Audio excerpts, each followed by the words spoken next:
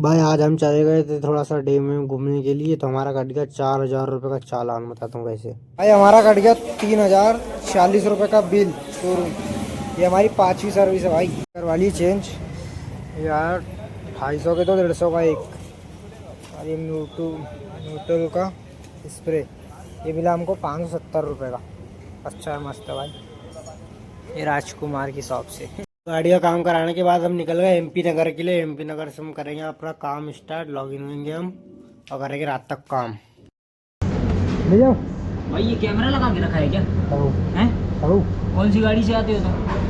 वो दिख रही सामने खड़ी है वहाँ पर वो इलेक्ट्रिक। ओ इलेक्ट्रिक दिख रही तुम्हारा को। ये नहीं तो ये वीडियो भाई अपलोड मत करना यार, तुमने वीडियो बची और हमें से बात कर रहे थे कैमरा चालू कर लो।